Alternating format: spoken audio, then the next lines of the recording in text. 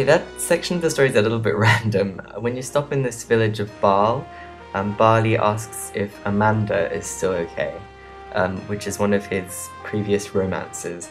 And yeah, there's just a random side story about it. Okay, so Holbeck and Karen are defending the castle that Tristan has taken over from the guys that were there previously. So if we're going to get to the capital and speak to Adelbach, I can't remember his name. Edelbach, let me look it up.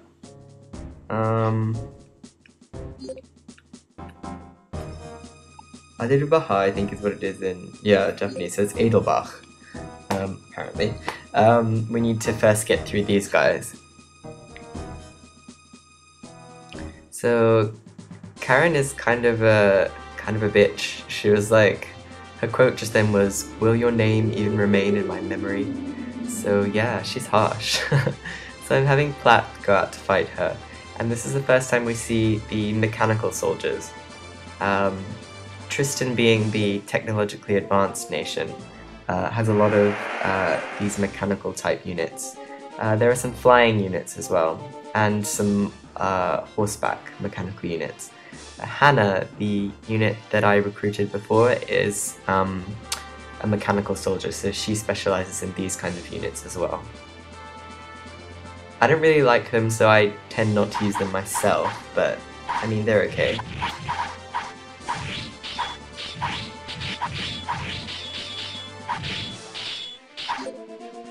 I like their attack animation. So here I'm going to use Platt's other spell, which is the one that costs 3 MP, Wonder Plant, which is a wood element spell.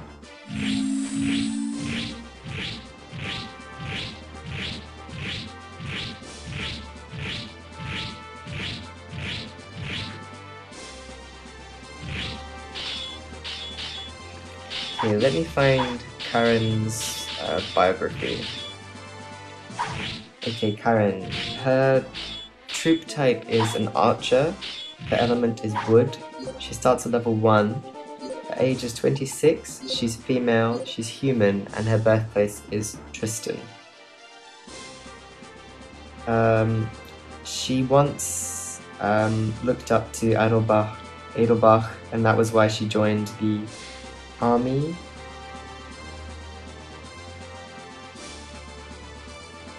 And she knows the truth behind Edelbach's past, and so she hopes that he will be able to recover quickly, is what it says.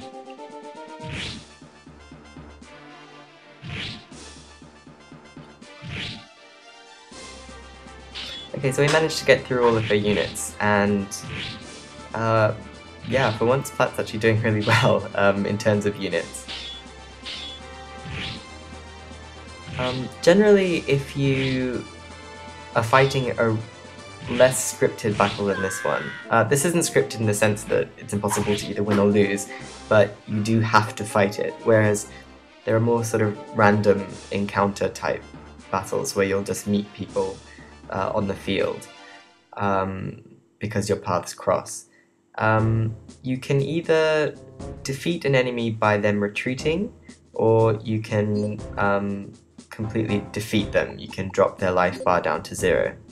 The advantage in killing them as opposed to forcing them to retreat is that if they retreat, their unit, the little troop on the map, which is represented by a little mini sprite, can actually run away, and they can regroup and come back. Especially if they run away back to one of their own castles, they can just refill their troops and often come back to hit you again. But if you're able to drop their life bar to 0, which is quite a difficult task sometimes, because if you get their life down too low, they'll just run away. So you have to know how much life you can leave them with before you can hit them with a skill that will kill them. Because if you outright kill them, then you can often capture them as prisoners of war, which is advantageous because it stops them coming back to fight you again, and also because sometimes usually about maybe 75% of the time, you can convert them to your side. Certain units, even when they become prisoners of war, will never join you, or will only join you when a certain other unit or general or monarch joins you. So those people, it doesn't matter how many times you talk to them in your domestic phase, they'll never join you. But it does help in many ways to try to knock them out as opposed to make them retreat.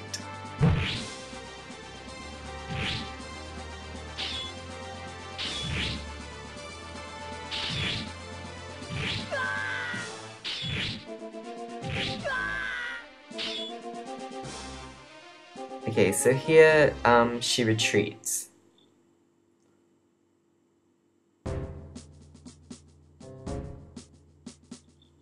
But we still captured her as a prisoner of war, which can happen.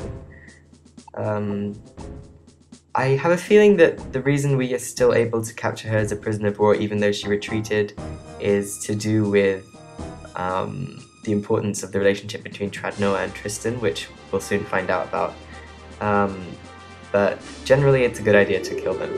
And you may have noticed that Sanith's sprite has now changed, and Kathmandu accompanies her, which makes her one of the coolest units.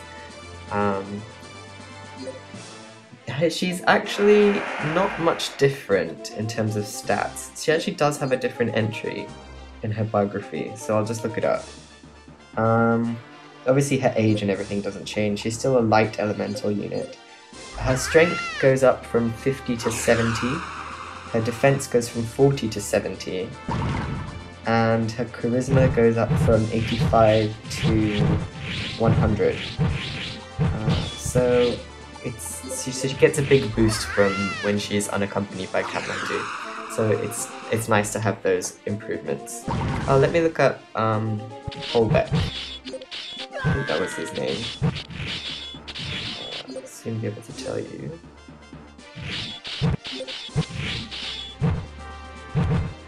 Holbeck. Holbeck is a knight. His element is wood. His starting level is 3.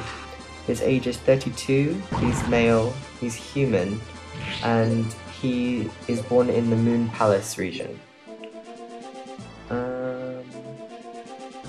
He is the older brother of Frederick of Moon Palace, so if we meet him I'll point him out. In a battle in the past, he lost his memory from being defeated. But he could remember that he was a soldier, so he joined Adelbach's army. And by defeating him, we captured him as a prisoner of war as well. So now that we've cleared this castle, Sanith leveled up in that battle before, so that should take her, I think, to level 7. And now we occupy this castle as part of our territory. And I'll use their units to refill my troops. Now I'm just checking who I've got spread out here. I have Agnes in that castle, Paulson up here, and Hannah here. If your units don't have over 70 intelligence, it doesn't help to necessarily have them in a castle, but it helps to keep people in your castle because it means that you'll always have troops available when you go there. And then you can see the prisoners of war I have. We have Karen and Holbeck. And the castle to the north of us is the one that Adelbach is in. So I'm going to try to get there as quickly as possible. So I'm going to want to leave somebody occupying this castle. So I'll leave Platt here and take just Sanith, Barley and Winston. And the prisoners of war are made to accompany Sanith. So as we head north, they send someone out to meet us. You can wait in your castle, and in a way it's actually advantageous to do so, because if you're defending a castle you get a slight defense bonus. But since these guys are pretty low level, this Chris here is level 2, it's not much to worry about. Besides, I want to get to Adelbach as quickly as possible. So I'm sending in Winston to fight against Chris. And I think Chris also uses mechanical soldiers. Yeah. Most of the units in Tristan use mechanical units of some kind.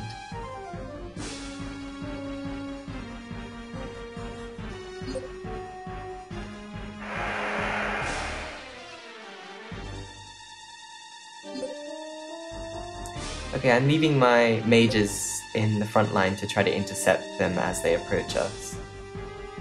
In the meantime, I'll find Chris's entry.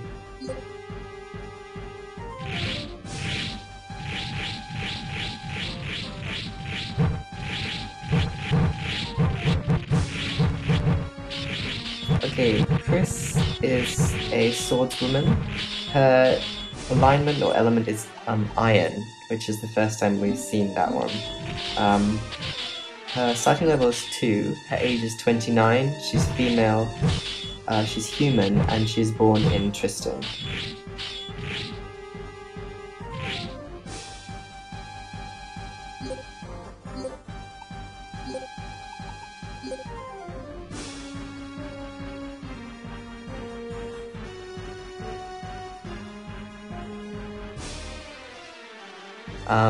Okay, so the little description about her means that she discovered early on that she had an ability to manipulate people, and for a while people didn't know her true identity, but she is in fact a woman. So, okay.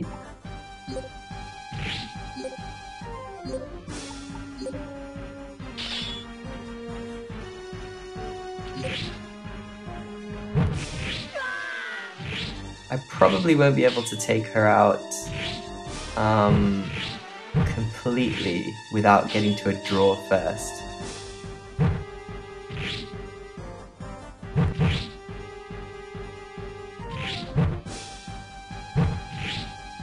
Okay, so I've just got my mages sitting ready and 2 seconds left. Okay, so that brings it to a draw.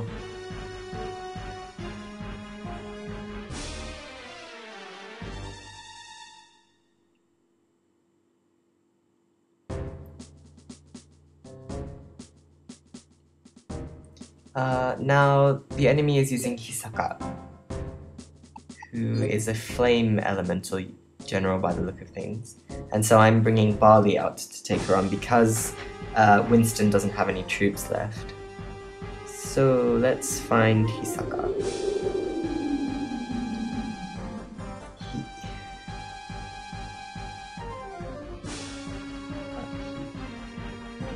Hisaka. Okay, Hisaka is a samurai. She's flame and elemental and starts at level 1.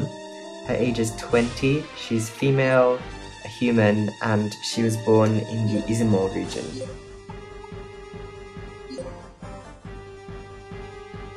In the past, her father was saved by Edelbach, so to return the favor, she went to serve underneath him.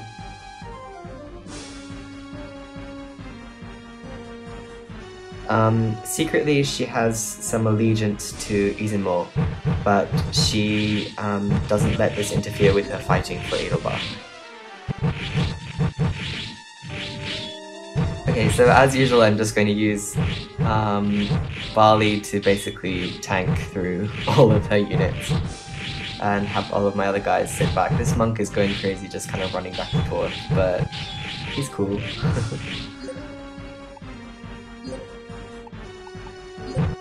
Okay, I'm gonna have them stand by. Okay, now he's chilled.